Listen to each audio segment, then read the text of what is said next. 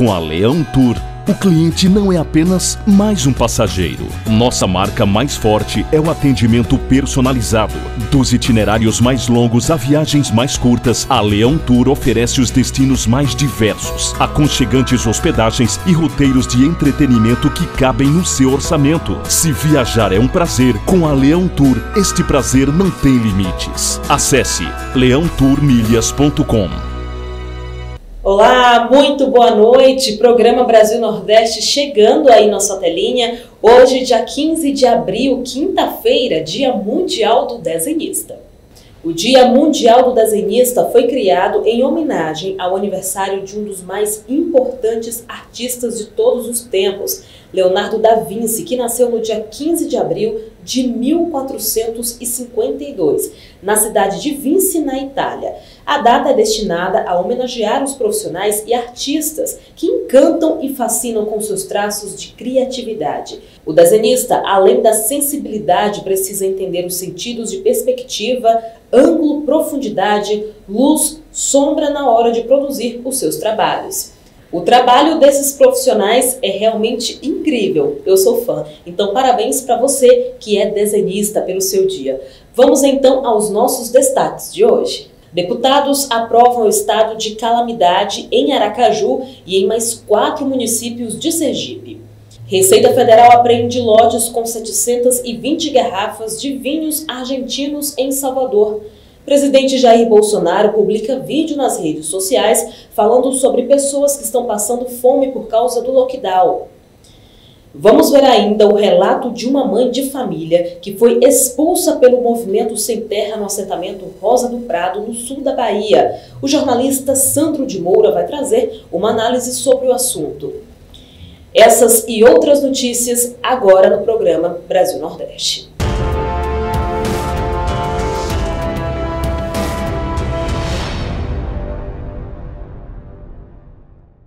E o Supremo Tribunal Federal confirmou por 10 votos a 1 a instalação da CPI, que é a Comissão Parlamentar de Inquérito da Covid-19, que vai acontecer então no Senado. Além desse assunto, os ministros também chegaram à conclusão que cabe ao plenário da Corte decidir sobre a anulação das condenações impostas ao ex-presidente Luiz Inácio Lula da Silva na Operação Lava Jato. Vamos começar falando sobre a CPI da Covid-19, que tem como objetivo apurar a conduta do governo federal na pandemia e o uso de recursos federais por estados e municípios. O plenário do Supremo Tribunal Federal decidiu por 10 votos a 1 referendar a instalação da CPI. Na terça-feira, o presidente do Senado, Rodrigo Pacheco, fez a leitura do requerimento da CPI, o que oficializou a criação da comissão. O ministro Luiz Roberto Barroso é o relator da ação protocolada no STF pelos senadores Alessandro Vieira e Jorge Cajuru. Ao todo, 31 senadores assinaram o pedido de criação da comissão. Ao votar na sessão, Barroso defendeu sua decisão e afirmou que é fato notório o requerimento da CPI. O Senado ainda irá decidir se a CPI será realizada de forma presencial ou remota. E ainda durante a sessão, o Supremo Tribunal Federal decidiu por 9 votos a 2 que cabe ao plenário da Corte decidir sobre a anulação das condenações impostas ao ex-presidente Luiz Inácio Lula da Silva pela Justiça do Paraná na Lava Jato. E o presidente Jair Bolsonaro publicou em suas redes sociais um vídeo falando das pessoas que estão passando fome por causa do fechamento total em vários estados brasileiros, o chamado lockdown. Veja. Presta atenção, pessoal, só curiosidade. Desde o começo a imprensa bate em mim, né? E aos poucos a verdade vem aparecendo. Olha, Correio Brasiliense agora aqui, ó. Correio Brasileiro, safa aí? O Brasil tem 125 milhões de pessoas, mais da metade, que não sabem se vão se alimentar bem. Aí embaixo vem. Famílias com renda mais baixa sofrem com a alta dos alimentos. Ok? Correio Brasileiro. O que eu falei em março do ano passado? Aquela política. Fica em casa, a economia a gente vê depois. Estão vendo? Quer saber se a imprensa agora vai culpar os verdadeiros responsáveis? Ou vai continuar apoiando a política do lockdown? Verdade. Eu dei um exemplo anteontem, eu conversei com o Coronel Melo Araújo da CEAGESP. Ele falou para mim que os produtores de tomate, né, estavam deixando de produzir e jogando fora, porque não tem mais restaurante aberto, não tem mais quitanda aberto. E, em consequência, quando voltar a abrir, vai ter que plantar de novo, demora um pouquinho. Tem gente que acha que faz assim, o tomate aparece na prateleira. Tem que plantar de novo, vai ter escassez. O que é comum quando tem escassez? O preço sobe. A inflação. Vão culpar quem? Olha, o Brasil está no limite. O pessoal fala que eu devo tomar providência. Eu estou aguardando o povo dar uma sinalização. Porque a fome, a miséria, o desemprego, tá aí, pô, só não vê quem não quer. Ou quem não tá na rua, né? Eu sempre estive na rua. Sempre estive na rua.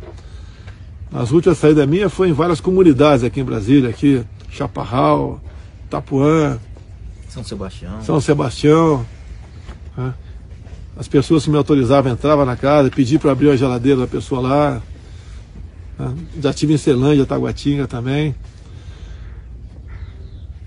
Esse pessoal, amigos do Supremo Tribunal Federal. Daqui a pouco vamos ter uma crise enorme aqui. Eu vi que o ministro baixou lá um processo para me julgar por genocídio. Olha, quem fechou tudo, quem está com a política na mão não sou eu. Agora, eu não quero aqui brigar com ninguém. Mas estamos na iminência de ter um problema sério no Brasil. O que vai nascer disso tudo? Onde vamos chegar? Parece que é um barril de pólvora que está aí. E tem gente, de paletó e gravata, que não quer enxergar isso aí. Acha que a vida é o serviço dele, né, em casa, ou home office. Tempo tinha paletózinho e gravata, com o dinheiro na conta no final do mês, sem problema nenhum. E o povo que se exploda. Eu não estou ameaçando ninguém, mas estou achando que brevemente teremos um problema sério no Brasil. Dá tempo de mudar ainda. Tá?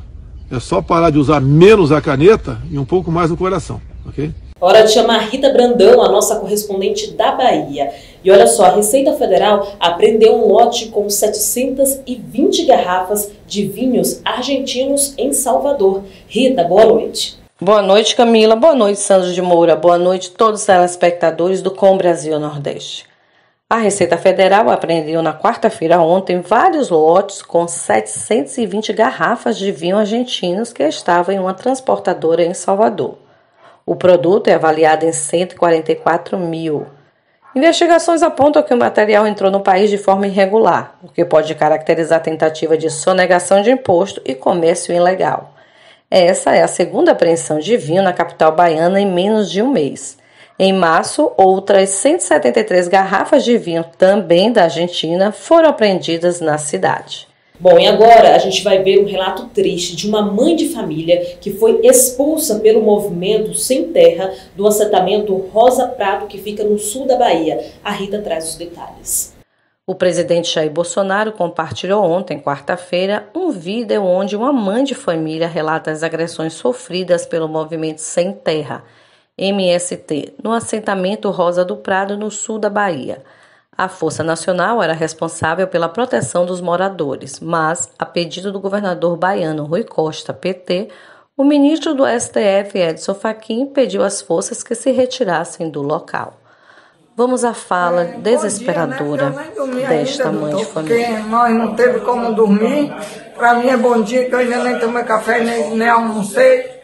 Mas já é 1h da tarde aqui na cidade do Prado. E é isso aí. Esse é o resultado da nossa, pela luta, pelo documento da terra, pela legalização da terra. Senhores ministros da Justiça, senhor presidente, ou nós temos um país de gente ou nós temos um país de animal irracional.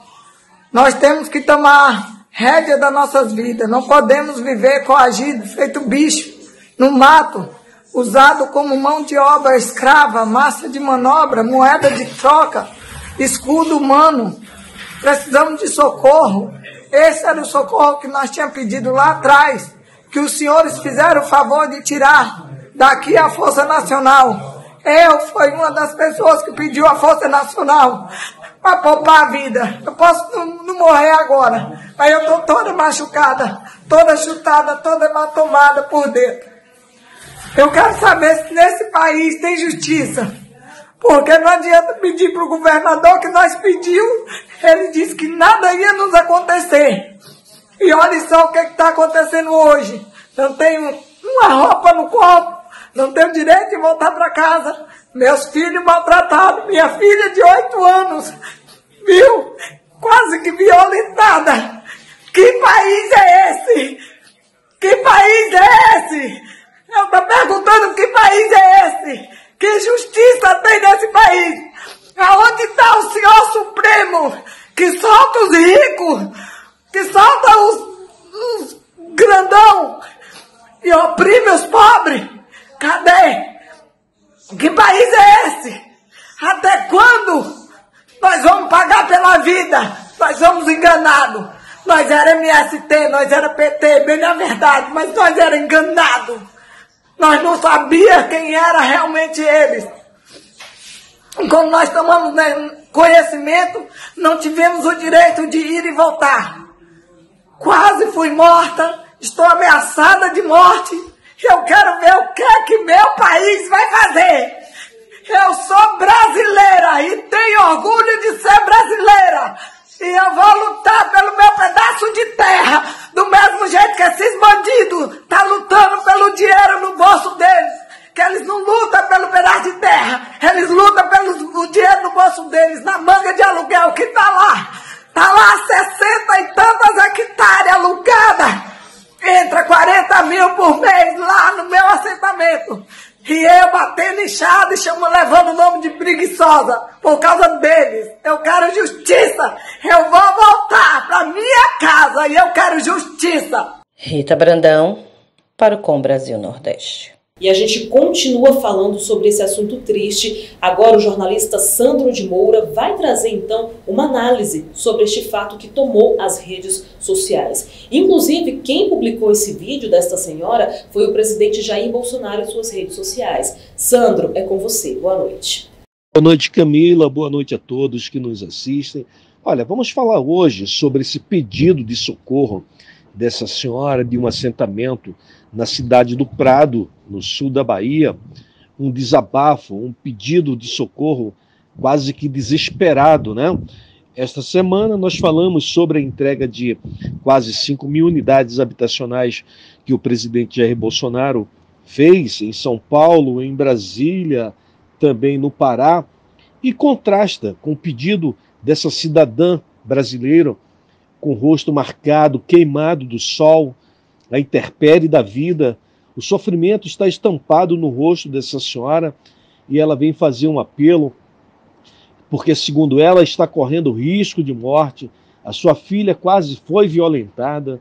Ela faz um apelo ao governador do estado da Bahia, o governador Rui Costa, e não vou fazer aqui nenhum juízo de valor se está correto ou não a intervenção do governador pedindo a retirada da Força Nacional de Segurança daquele acampamento, o que deixou, obviamente, essas pessoas desprotegidas. Nós não tivemos tempo de apurar quais as razões que fizeram com que o governador pedisse o afastamento da Força Nacional de Segurança naquele local.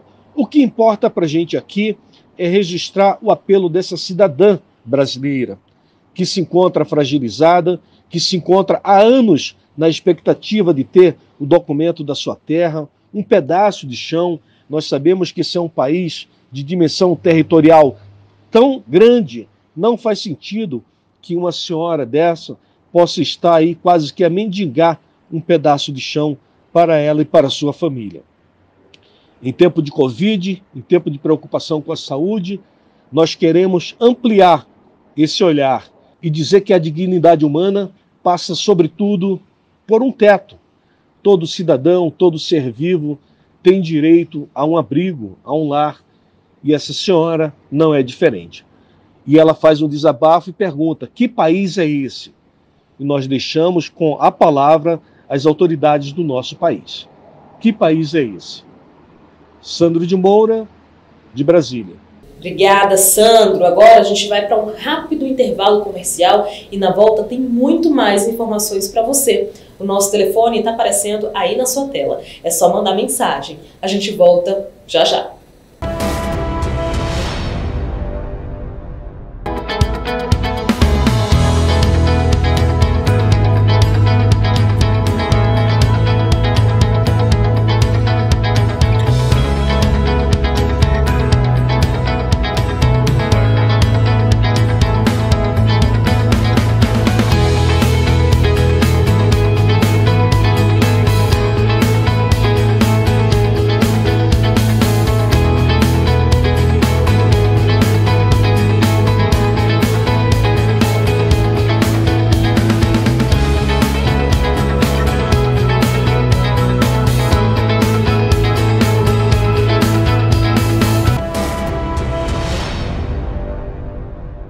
Estamos de volta e eu já vou chamar a nossa correspondente de mídias sociais, a Natânia Mello, que traz um dado que não é nada animador para quem trabalha como motorista de aplicativo. Segundo dados, pelo menos 9 motoristas desses aplicativos são assaltados por dia em Fortaleza. Natânia, boa noite. Boa noite, Camila. Boa noite, Sandro. E boa noite a você que está nos assistindo.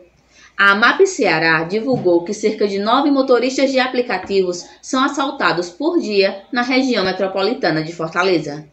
Ainda segundo a Associação dos Motoristas de Aplicativo, além desses, há casos em que os profissionais não prestam queixa por se tratar do roubo da renda do dia ou aparelho celular. Grande parte dos casos em que há registro de boletim de ocorrência acontece quando o veículo é roubado também. De acordo com a associação, 33 motoristas foram assassinados desde 2017. São estatísticas levantadas apenas em crimes praticados na região metropolitana de Fortaleza. O maior registro aconteceu ano passado, onde 16 profissionais foram assassinados. Os motivos são diversos, dentre eles latrocínios, tentativa de assalto por pessoa externa ao veículo, passageiro sendo alvo e o motorista morrendo junto.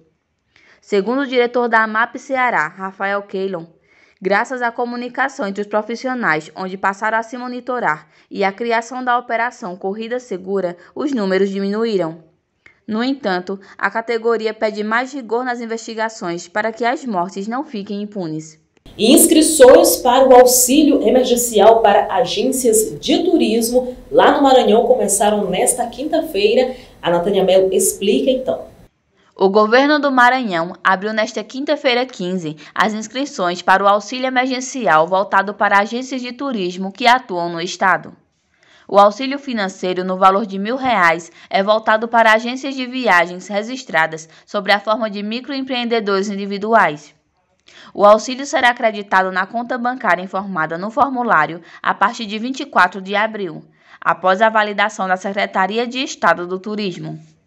Além disso, para ter acesso ao benefício, as empresas precisam preencher os seguintes requisitos: ter inscrição ativa no Cadastur, na categoria Agências de Viagens, sediada no estado do Maranhão até 12 de abril, e possuir conta corrente de titularidade da empresa habilitada, não sendo aceitas contas do tipo poupança, nem de titularidade diversa do beneficiário. E deputados aprovaram o estado de calamidade em Aracaju e em mais 7 municípios de Sergipe. Natânia. Nesta quarta-feira 14, os deputados de Sergipe aprovaram, em sessão mista, decretos com a finalidade de reconhecer o estado de calamidade pública de 5 municípios sergipanos. São eles Aracaju, Laranjeiras, Nossa Senhora de Lourdes, Cedro de São João e Campo do Brito. Entre as justificativas apresentadas pelos gestores estão as dificuldades enfrentadas durante a pandemia do novo coronavírus. Os decretos aprovados pelos deputados devem ser acompanhados pelas câmaras de vereadores dos municípios, que vão avaliar a situação fiscal e a execução orçamentária e financeira das medidas relacionadas à pandemia da Covid-19. Com a aprovação dos decretos legislativos, os prefeitos ficam liberados ao cumprimento de algumas medidas, a exemplo da contratação de serviços sem licitação, além de poderem adiar o pagamento das dívidas públicas até que possam equilibrar as finanças, no prazo determinado nos decretos. Muito obrigada, Natânia. Até já no Giro dos Governadores. Quem chega agora é o jornalista Marcelo Jorge, que vai falar sobre as chuvas de outono lá em Pernambuco. Parece que está chovendo pra caramba. Se a gente for comparar com outros anos, então, esses dados aí disparam. Inclusive, hoje eu mandei uma mensagem para o Marcelo dizendo assim: Marcelo, manda um pouquinho dessa chuva para cá, para Brasília, porque tá muito seco. Mas por lá não tá faltando chuva não é, Marcelo? Olá, Camila Castro. Olá, Sandro de Moura, toda a equipe do Com Brasil Nordeste aí em Brasília. Como você pode perceber aí pelo balanço da nossa câmera, está ventando muito em algumas regiões do Nordeste. Apesar de estarmos no outono, época em que supostamente as folhas deveriam estar caindo, o que está caindo mesmo é muita chuva.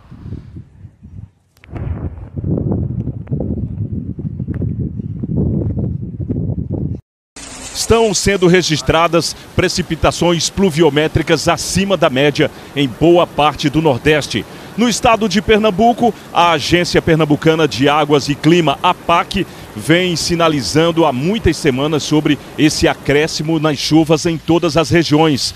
Na capital Recife, muitos alagamentos vêm sendo registrados, inclusive no último final de semana.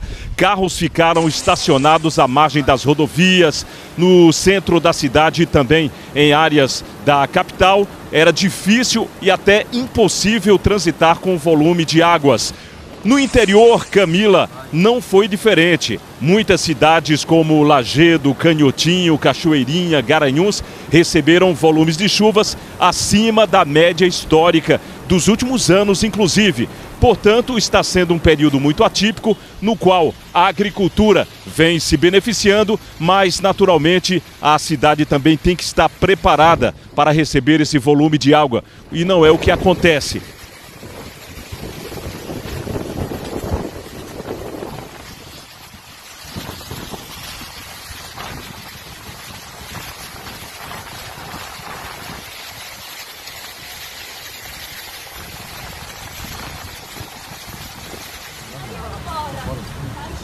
Os estragos causados pelas chuvas em várias partes das cidades também vêm sendo notados aí pela população e, infelizmente, em meio a uma pandemia, algumas prefeituras dizem que não podem fazer o trabalho de manutenção com a frequência que deveria ser feito.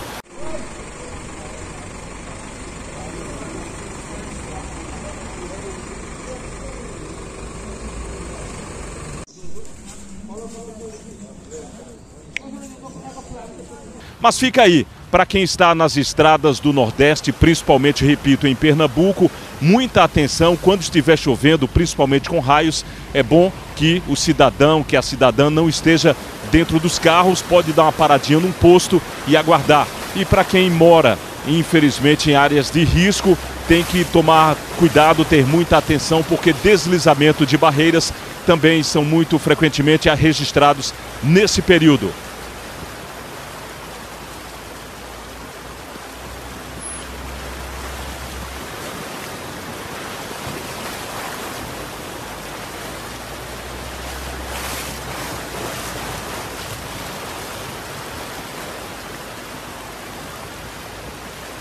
Com notícias sobre as chuvas de outono em Pernambuco, para o Com Brasil Nordeste, Marcelo Jorge.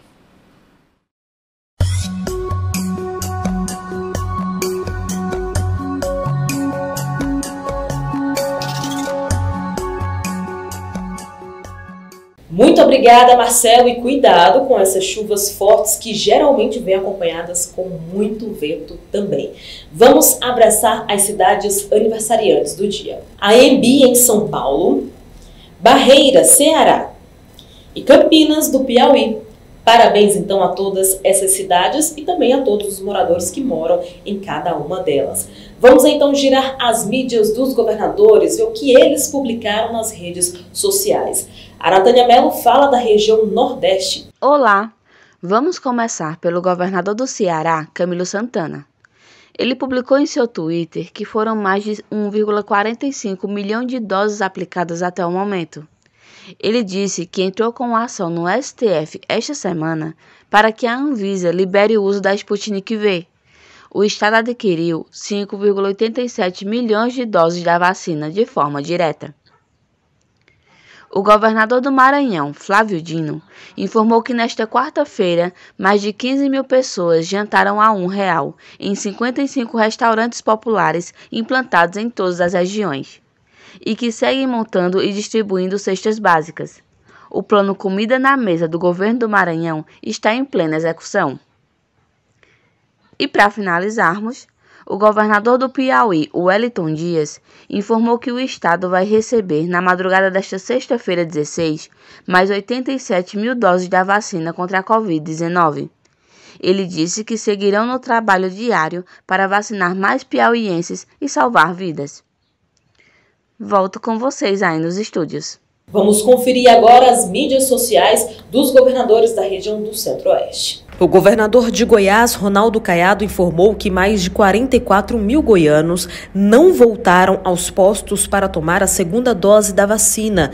Esse reforço é fundamental para que o organismo fique realmente protegido. Ele completou: eu peço, não se omitam, nos ajudem a combater esse vírus.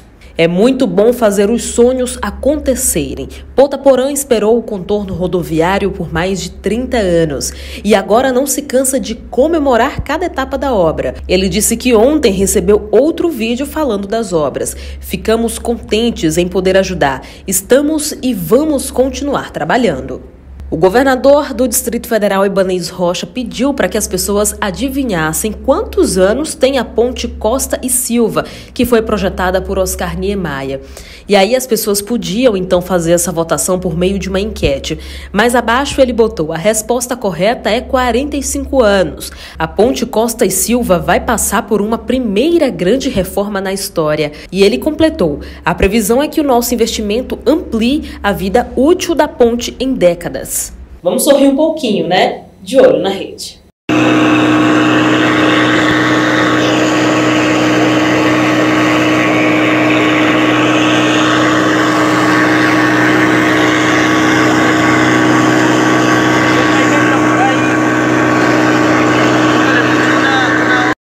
Vai, mosquito! Tica! Vai, tica! Puxa! Nova moda! Vamos fazer a brincadeirinha com o titio e com o papai aqui das cores. Olha, toda cor que eu disser pá, vocês dizem ímpar, ok? Beleza. Vamos lá, vai, tio. Vermelho ímpar. Vermelho pá. Branco ímpar. Branco pá. Verde ímpar. Verde pá. Azul ímpar. Azul pá. Amarelo ímpar. Amarelo pá. Roxo ímpar. Roxo pá. Ixi, vai chupar. Respeita teu pai, caralho. Ai, cara. Eu treino muito, cuido da minha alimentação, e aí vem você com a tua barriga de cerveja e acha que eu vou te querer? Achou certo, eu vou querer sim. Ei, Raquel. E aí é uma... Oxê. O cabo em casa dormindo e o povo liga, vamos pedalar? Oh. É qualidade de vida, qualidade de vida. Mas Raquel, é qualidade de vida. Eu vou vender essa amanhã com chinelo, com meia, com tudo. Eu quero saber de bicicleta. Eu chamo amanhã de novo. Nunca mais. Posso do Mulungu, vá. Ó. Ah, eu cortei... Meu Deus do céu, eu fiz merda. Eu não coloquei o pente. E amanhã é dia do quadro Parla África com o professor Altair Maia, que vai dar um spoiler agora do que vai rolar amanhã. Boa noite, professor. Boa noite, Camila. Muito obrigado. Amanhã nós teremos no Parla África um programa bastante interessante sobre navegação e negócio no Atlântico Sul. Não perca. Pois é, tá bem legal, né? Você não pode perder, então, o quadro Parla África aqui no programa Brasil Nordeste amanhã, a partir das 6 horas da tarde. Professor, nosso encontro, então, tá marcado, a gente te espera.